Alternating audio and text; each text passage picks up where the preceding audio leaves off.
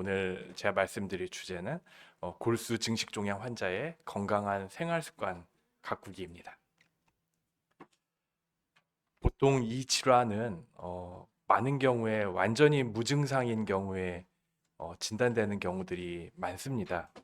어, 우리가 건강검진 할 때 혈액 검사를 해요. 그래서 백혈구, 적혈구, 혈소판 같은 혈액 세포들, 골수에서 만들어져서 완성이 되면은 혈관으로 이동해서 혈액을 순환하는 이런 혈액 세포들이 정상인들에게는 일정한 범위 내에서 수치가 유지가 돼야 되는데 골수 증식종양이라 함은 이름 그대로 지나치게 많이 만들어내시는 거죠. 그래서 여기 보시면은 진성 적혈구 증가증은 이 헤모글로빈 혈색소 수치가 남자 같은 경우에는 13에서 17 그래야 되는데 20.5 이렇게 높고 혈소판 증가증, 본태성 혈소판 증가증 환자에서는 혈소판이 15만에서 40만인데 990만 이렇게 높고, 또 골수섬유화증 같은 경우에는 이제 보이지 말아야 될 미성숙 세포들도 보이고, 뭐 백혈구 수치도 높고 가벼운 빈혈도 있고 이렇게 다양한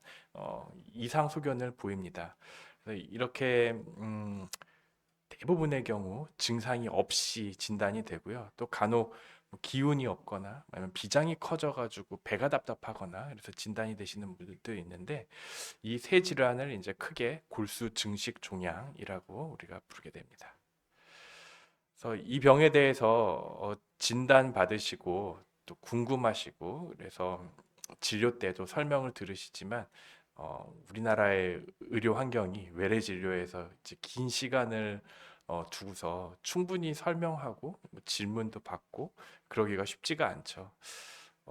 조금 부분적으로라도 이런 한국 혈액암 협회 같은 곳에서 이런 좋은 기회들을 마련해서 여러 가지 미디어의 발달로 많은 그런 자료들이 있습니다. 그래서 이 질환의 뭐 정의와 종류, 뭐 흔한 질문과 답, 어떻게 생기는지, 뭐 치료는 어떤지 이런 것들은 기존에 있는 유튜브나 이런 곳에 있는 자료들도 보시면은 많은 도움이 될 수 있습니다. 뭐 제가 강의한 것도 있고 여기 이성은 교수님께서 강의하신 것도 있고 다른 많은 훌륭하신 교수님들께서 강의하신 내용이 있으니까 한번 보시고 그걸 보시고 궁금하신 점을 적어서 진료 때 담당 교수님께 질문을 하시는 것도 굉장히 좋은 방법 같아요. 실제로 그렇게 질문하시는 분들도 많고, 그러니까 한번 보시면 좋겠고, 오늘 이렇게 제가 강의하는 것도 또 하나의 자료로 또 쌓이겠죠. 그래서 그런 기본적인 질병에 대한 것들은 이미 자료들이 많이 있어서 오늘은 좀 생활 습관 면에서 한번 말씀을 드리려고 합니다.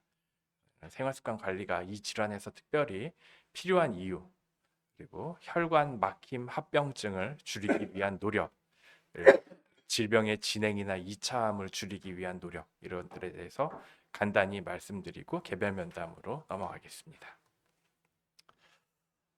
일단 생활 습관이 잘 유지돼야 되는 게 중요한 질환은 대부분 만성 질환이죠. 그러니까 짧은 시간 안에 뭔가 병이 급변을 하거나 이제 그러면 모르겠지만 수년 혹은 10년, 20년 이상을 계속 장기 생존하면서 관리해야 되는 그런 질환들에서 생활 습관 관리가 굉장히 중요하고, 이 골수 증식 종양 마찬가지로 긴 여정을 지내게 됩니다. 처음 진단을 받으면은 환자분들 어떻게 얼마까지 진료를 해야 되냐고 물으실 때가 있는데, 그냥 거의 평생 저와 친구 혹은 뭐 이사를 가거나 뭐 병원을 옮기게 돼도 다른 혈액내과 의사들하고는 계속 만나면서 외래 진료를 보고 관리를 해야 되는 질환입니다. 뭐 그게 되게 번거롭고 슬프게 생각하면 그럴 수 있지만, 우리가 생각해 보면은 가장 흔한 만성 질환 고혈압, 당뇨 이런 것들도 완치되는 병은 아니에요. 그렇죠? 개인 의원에 가셔서 뭐 서너 달에 한 번씩 약을 계속 타시잖아요. 이제 그런 만성 경과를 밟는 질환이기 때문에 생활 습관 관리가 중요합니다. 그리고 굉장히 중요한데 혈관 막힘을 예방하는 게 되게 중요합니다. 그냥 이해하기 쉽게 설명드리면은 제가 커피를 마시고 싶어서 물컵에 두 개에 물을 똑같이 따랐어요. 그래서 이제 믹스 커피를 마시고 싶은데 한쪽에는 믹스 커피를 한 개를 타고 다른 쪽에는 세 개를 탄다고 합시다. 그러면은 이 커피를 많이 탄 쪽이 어떨까요? 당연히 더 끈끈하고 점도가 높고 진득진득하겠죠. 그러니까 같은 체구를 가지고 혈액량도 같은 두 환자분이 있다고 했을 적에 혈색소가 13인분하고 20인분하고는 당연히 혈액의 점도가 차이가 많이 나기 때문에 순환하는 피가 이제 속도가 느려지게 되고 결국은 혈관이 막힐 위험이 커지게 됩니다. 실제로 어, 장기간의 긴 여정을 지내면서 이 환자분들에게 큰 불편을 주는 거는 혈관 막힘 합병증이고요.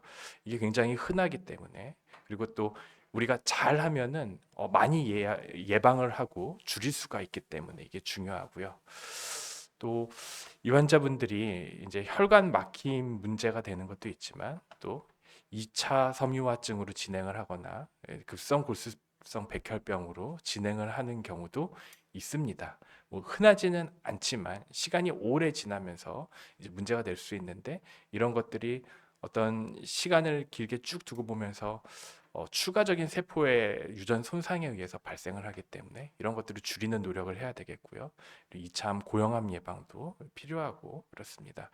이렇게 잘 생활 습관을 관리하고 이렇게 잘 지내면은 의학과 과학은 계속 꾸준히 발전하고 새로운 치료의 기회, 임상시험을 통해서든 승인받는 새로운 약제를 통해서든 그런 기회들이 많이 주어지게 됩니다. 실제로 우리 5년, 10년 사이에도 진성 적혈구 증가증에서 새로운 인터페론 제제들 필요해서 굉장히 치료 경과를 개선하고 생존 기간도 연장하고 어쩌면 이제 기능적인 완치 같은 것들을 할 수 있게 되는 새로운 약제들은 계속 개발이 될 거예요. 그러면은 그런 약들이 등장할 때까지 몸을 관리 잘하면서 건강하게 있는 게 중요하겠죠. 예, 여러 가지 면에서 생활 습관 관리가 중요하다고 하겠습니다. 실제로 앞서 말씀드린 혈관 막힘 합병증을 한번 살펴보면은 일단 이 혈관 막힘 합병증은 크게 동맥혈관이 막히는 경우와 정맥혈관이 막히는 경우로 나눌 수가 있습니다. 이 동맥혈관이 막히는 경우가 우리가 흔히 들어본 뭐 뇌경색, 심근경색, 협심증 이런 것들입니다. 그리고 정맥혈관이 막히는 경우는 심부정맥혈전증, 폐색전증 같은 질환인데요. 이 그래프는 일단 진단이 되고 지나는 연수를 가로축은 보이고 있습니다. 5년이 지나서 10년이 지나서 15년이 지나서고요. 그리고 이런 일반인과 대비해서 동맥혈관 막힘 합병증이 발생하는 위험도를 세로축은 보여주고 있어요. 그래서 예를 들어 위험도가 2다 그러면은 정상인에 비해서 이런 뇌경색이나 심근경색 같은 게 발생할 위험이 2배가 된다는 얘기죠. 이렇게 보시면은 진단 당시에는 좀 높은데, 왜냐하면은 이미 이런 혈관 막힘 합병증이 진단된 상태에서 이게 원인이 뭐냐라고 보다가 혈구수가 높은 환자분들이 꽤 있거든요. 그래서 이게 처음에는 이렇게 많이 높은 곳을 찍다가 실제로 요때가 이제 정말로 이런 합병증이 생기지 않은 상태에서 무증상에서 진단된 분들의 위험이라고 하면은 보시면은 해가 지나면서 이 위험도가 이렇게 조금씩 높아집니다. 이제 물론 정상인도 나이가 들면서 동맥혈관 막힘 합병증의 위험도가 증가되는데, 어쨌든 정상인 대비 1.0과 비교했을 때는 꾸준하게 확실히 높은 경향을 보이고 있죠. 그래서 1.5배 정도에서 시작해서 시간이 지날수록 정상인 대비 동맥혈관 막힘 합병증의 발생 위험이 높아집니다. 이렇게 가볍게 이렇게 얘기로 하면은 잘 못 느끼실 수 있겠지만, 예를 들어서 심한 뇌경색이 생겨서 오른쪽 한쪽을 뭐 못 쓰게 된다든지, 뭐 말을 잘 못하게 된다든지, 이런 우리 주변에서 보는 그런 뇌경색 환자분들, 이런 것들 다 생각해 볼 수 있는 거죠. 이제 정맥혈관 막힘 합병증의 경우에는 시간이 지나면서 늘어나는 건 아니지만 진단된 이후에 내내 일반인의 3배 정도의 높은 위험도를 이제 지속적으로 유지를 하게 됩니다. 결국 어, 혈관 안에 혈구수가 높기 때문에 피가 끈적끈적해져 가지고 생기는 그런 문제가 되겠죠. 그래서 우리가 이 혈색소 수치나 혈소판 수치나 이런 수치들을 조절하는 치료를 하게 됩니다. 그래서 가장 먼저는 피를 묽게 하는 아스피린을 혹은 다른 항혈소판 제제를 사용을 하고요.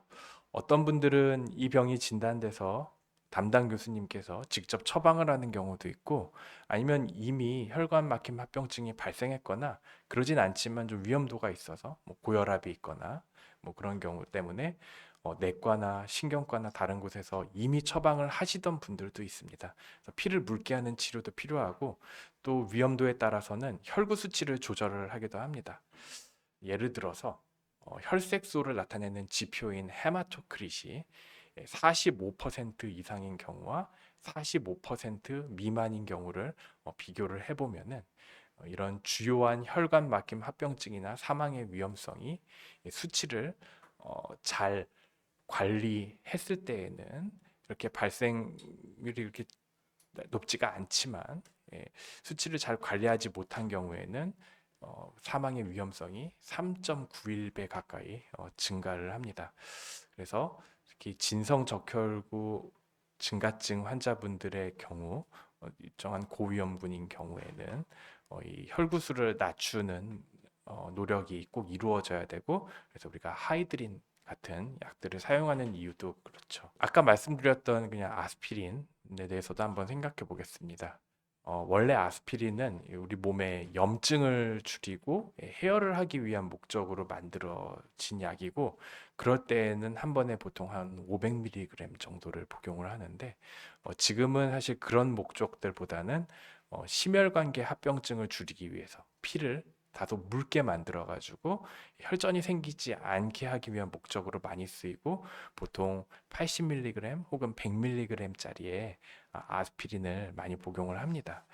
그래서 이렇게 골수 증식 종양 환자분, 그중에서 진성 적혈구 증가증 환자분이 저용량의 아스피린을 매일 꾸준히 복용을 할 경우에, 그러니까 작은 약 한 알인데 그거를 매일 드시고 안 드시고에 따라서 이렇게 심근경색, 뇌경색, 정맥혈전증 혹은 그로 인한 사망의 위험이 복용하지 않은 경우에 비해서 40% 정도로 감소합니다. 그래서 당장 뭐가 불편하지 않고 내가 이 약은 먹지만 이거 약을 먹어서 내가 불편했던 몸이 편해지지 않기 때문에 사실 꾸준히 약을 복용을 하는 것을 잘 하지 못하게 될 위험성이 있는데, 실은 작은 약 하나지만 굉장히 중요하죠. 그렇죠?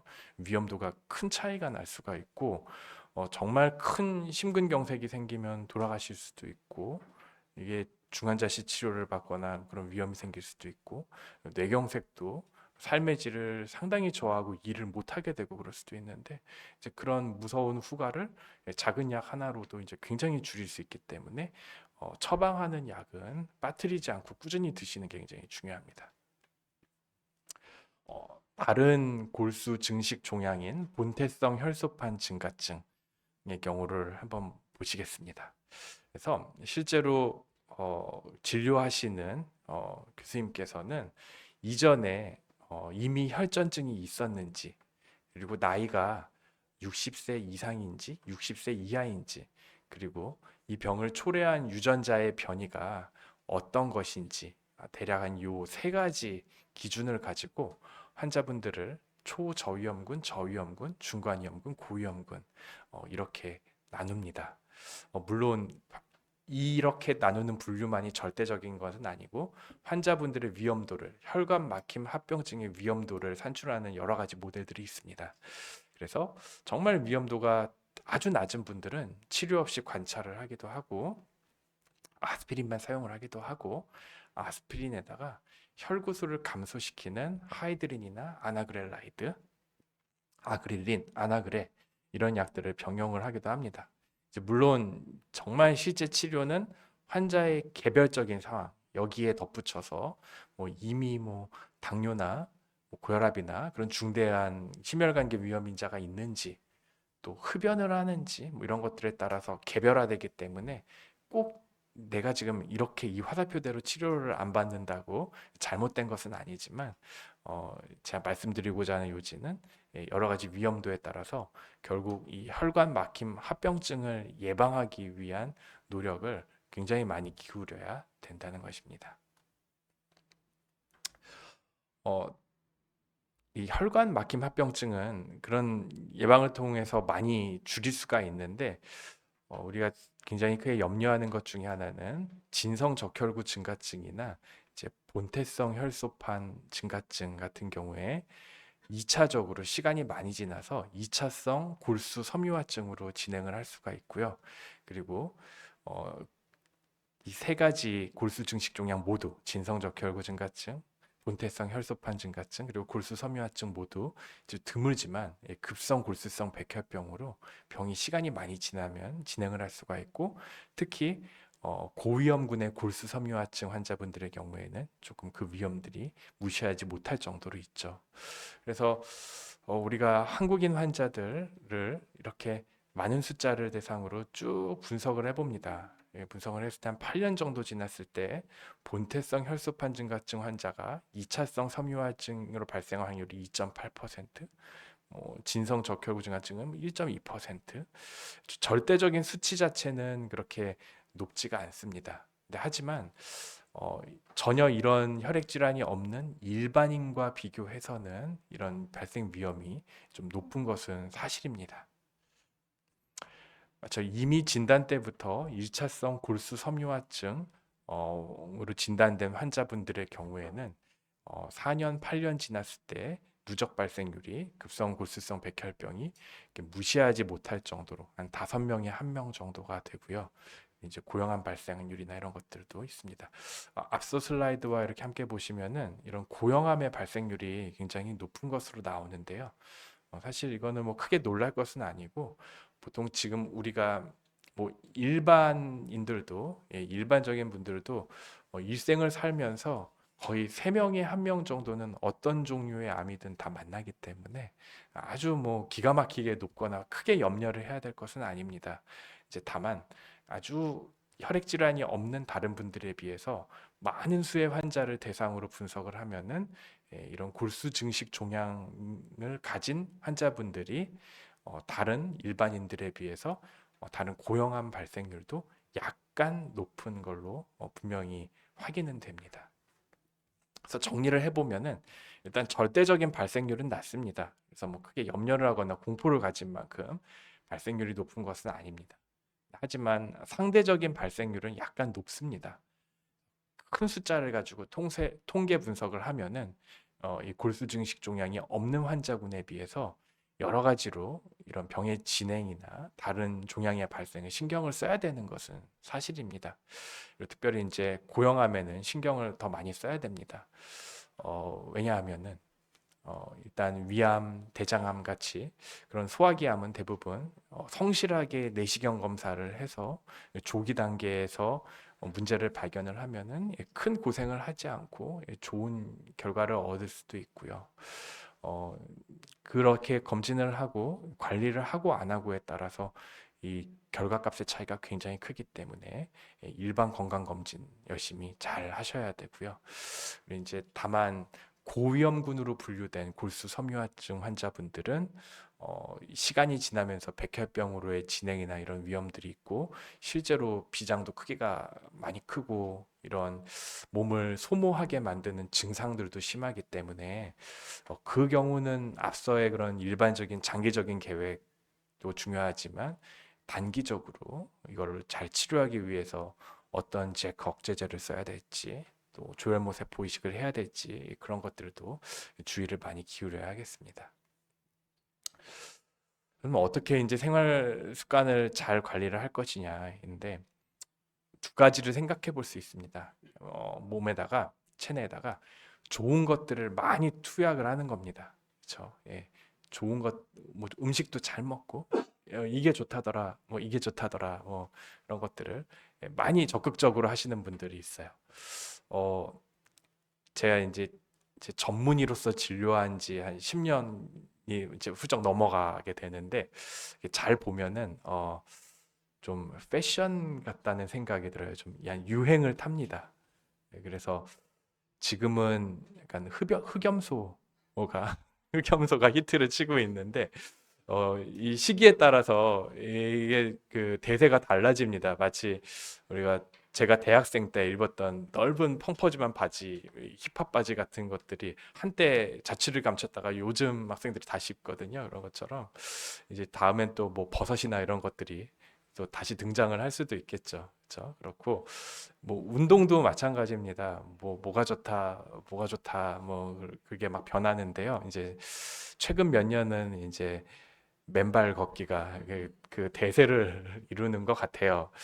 뭐 그렇습니다. 근데 왜냐하면은 그러니까 병원에서 진료를 보면서 의사와 이제 면담하고 치료를 선택하고 그런 표준 치료는 돼서 결정해 주는 거지만 그냥 그게 다가 아니잖아요. 그렇죠? 많은 경우는 뭐 치료하면서 일상생활을 하면서 항상 건강에 대해서 염려하는데 내가 뭔가 잘해서 뭐 더 할 수 있는 게 있나, 예, 그런 것들에 대해서 생각을 하게 되고 근데 또 그런 것들은 표준 의학의 어떤 범위 안에 들어오지 못합니다. 어떤 행동이나 어떤 약물이나 뭐 그런 것들이 물질이 효과가 있다는 거를 이거를 확실하게 하기 위해서는 임상 시험이든지 아니면 큰 규모의 데이터를 분석한다든지 그런 것들을 통해서 입증을 해야 되는데 사실 생활 습관을 어떻게 했을 때 이게 얼마나 좋아지는가는 그렇게 짧은 기간 내에 입증할 수 있는 문제가 아니기 때문에 그래서 뭐 항상 물어보시지만 아마 저도 그렇고 담당하시는 교수님도 뭐 시큰둥하시거나 특별한 말씀을 안 주시는 경우가 많을 겁니다. 그래서 어떤 게 좋은가에 대해서는 저도 오늘도 특별히 말씀드릴 수는 없을 것 같고요. 뭐 그런 것들을 했는데 진짜 좋아주신 분들도 있고 했더니 과도하게 뭔가 잘못해서 더 나빠지신 분들도 있고 많은 경우를 경험을 하는 것 같습니다. 이제 다만 의사로서 확실하게 말씀을 드릴 수 있는 거는 굉장히 중요한 건 나쁜 환경 노출을 우리가 피해야 된다. 이거는 뭐 분명한 것 같습니다. 여기 보시면은 진성적 혈구 증가증, 본태성 혈소판 증가증, 골수 섬유화증이 있는데 현미경으로 혈액 세포를 보면은 이렇게 이상하게 생겼고 양도 늘어나 있는데요. 아마 한번 공부해 보신 분들은 잘 아시겠지만 이 병을 직접적으로 유발하는 유전적인 변이가 있습니다. 그게 이제 잭2 변이, 그리고 칼레티큘린 CALR 변이, 그리고 MPL 변이 이런 세 개의 유전자 이상은 직접적으로 골수 증식 종양을 유발하는 소위 질병 유발 유전자 변이 드라이버 뮤테이션이라고 하고요. 근데 사실 요 한 가지만 있는 게 아니라 그렇게 골수계 혈액 종양이 있는 분들의 경우에 그 배경에 다른 동반된 여러 가지 유전적인 변이가 있습니다. 그래서 이거는 이 병을 직접적으로 유발을 하지는 않지만 그 배후에서 바닥에 쭉 깔려 있어서 이런 골수 증식 종양이 계속 더 진행할 수 있도록 유발을 할 수 있는 그런 다른 클론성 유전성 변이들도 있습니다. 그래서 예전에는 이런 것들을 몰랐지만 지금은 그 차세대 염기서열 분석 같은 그런 상세한 유전자 검사 아마 최근에 진단받으신 분들은 아마 많이 하셨을 거예요. 하면은 이런 것들이 어떤 것들이 있는지 우리가 더 많은 정보를 알 수 있게 되죠. 근데 보시면은 이런 식으로 이제 시간이 지나면서 이 병들이 결국 점점 진행을 하는 거죠. 그러니까 진성적 혈구 증가증이나 본태성 혈소판 증가증이 시간이 오래 지나면 골수 섬유화증이 될 수 있고 그 골수와 섬유화증이 급성 골수성 백혈병이 될 수가 있습니다. 물론 골수 섬유화증을 건너뛰고 바로 백혈병이 생기는 경우도 있기도 하고요. 근데 결국 보면은 이게 장기간에 걸쳐서 쭉 일어나는 일인데 시간을 두면서 이렇게 어떤 유전적인 손상이 추가적으로 발생을 하면서 얘가 점점 악화 일로를 겪게 되는 겁니다. 그래서 처음에는 건강한 조혈모 세포에 이런 배경에 깔린 유전자의 이상이 보이다가 잭2, 칼날, MPN 이런 변이가 생기면서 직접적으로 병이 되는 거죠. 여기서 이제 잭2 변이가 굉장히 조기에 생기면은 진성 적혈구 증가증이 많이 되는 거고 이 잭2 변이가 비교적 후기에 발생을 하면은 본태성 혈소판 증가증이 조금 더 많이 되긴 합니다. 이렇게 생긴 다음에 얘가 이제 또 다른 백혈병으로 진행하기 위해서는 이런 다른 여러 가지 유전적 변이들이 또 동반이 돼야 됩니다. 결국 이거를 생각을 해보면은 우리가 뭐 요 단계까지 이런 유전 변이가 생겨서 골수 증식 종양이 생겼어요. 하지만 이런 세포들이 시간이 지나면서 어떻게 우리가 생활을 하면서 어떤 환경에 노출이 되고 그러면서 얼마나 추가 손상을 받느냐에 따라서 이 경과가 달라질 수 있다. 이제 그렇게 상식적으로 생각을 할 수가 있겠죠.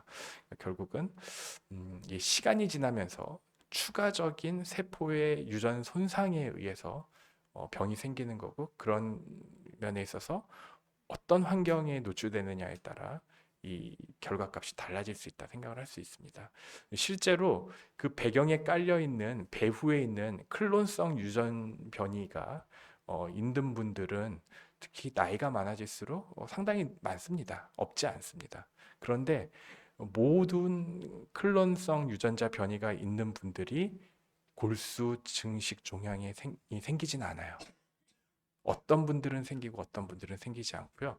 여기서 이제 한 단계 더 나가서 이제 골수 증식 종양이 생긴 분들도 모든 분들이 다 골수 섬유화증이나 2차성 백혈병으로 진행을 하는 건 아니고요.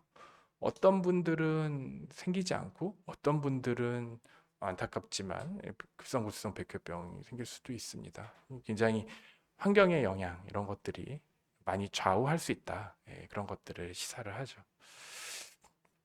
그래서 결국은 뭐가 정말 특효로 좋은지는 뭐 불분명하나 적어도 우리가 절대로 피해야 될 것들을 확실하게 피하는 게 되게 중요하다. 상식선에서도 생각할 수 있습니다. 그렇죠?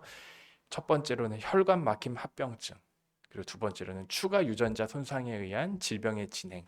이 두 가지 측면에서 관리를 해야 되는데 그렇다면은 정말 최악인 거는 단연 이제 음주와 흡연입니다. 그렇죠? 이거는 이미 거의 모든 종류의 암종에서 나쁜 영향을 미친다는 것이 이제 분명하게 밝혀졌고, 그렇죠? 술이나 담배를 뭐 한 번 하시는 분들은 없죠. 하게 되면은 계속 하게 되잖아요. 생활과 함께 가는 거기 때문에 이게 이제 계속 노출이 되고 반복이 되고 그러는 거죠.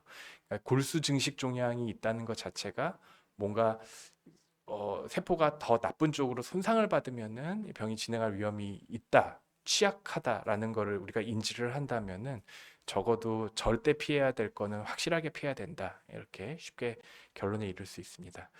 그리고 혈관 막힘 합병증에 대해서 이거는 우리가 정말 어떻게 잘 노력하느냐에 따라서 많이 예방할 수가 있습니다. 아스피린 하나만 먹어도 굉장히 위험도가 뚝 줄어들잖아요.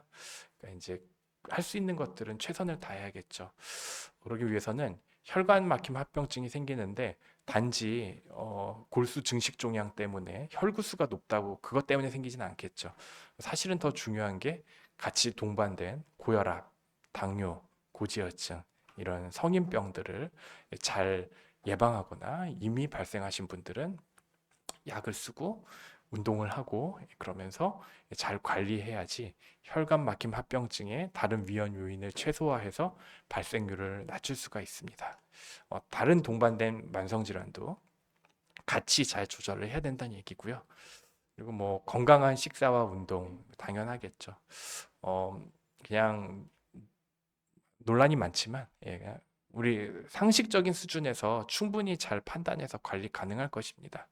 뭐 지나치게 육식에 편중되지는 않고 채소와 야채나 이런 것들을 골고루 먹고 그렇죠? 그리고 뭐 일주일에 한 3번 정도는 등이 땀에 젖을 정도로 충분한 운동을 하고 걷기 운동, 수영 뭐 이런 것들 유산소 운동도 하고 근력 운동도 하고 우리 너무나 정보도 다 이미 많고 누구나 다 쉽게 알 수 있는 그런 상식 수준에서 운동하는 것도 많은 도움이 될 것 같습니다.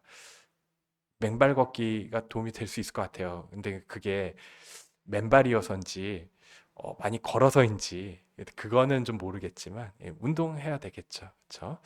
그리고 2차 고형암이 일반인들에 비해서는 약간 위험이 높기 때문에 특히 조기 발견이 도움이 되는 그런 암종 항목들이 있습니다. 아까 말씀드린 위암, 대장암 이런 것들은 내시경을 통해서 굉장히 조기에 발견을 할 수가 있고 이제 남성분들 전립선암 같은 것도 PSA라는 혈액 수치를 보고 미리 조기에 발견할 수 있고 유방암 같은 것들도 검진하면은 굉장히 이유가 좋아질 수가 있고 그러기 때문에 어, 그래서 항상 골수증식종양 환자분들 진료 볼 때 제가 여쭤봐요.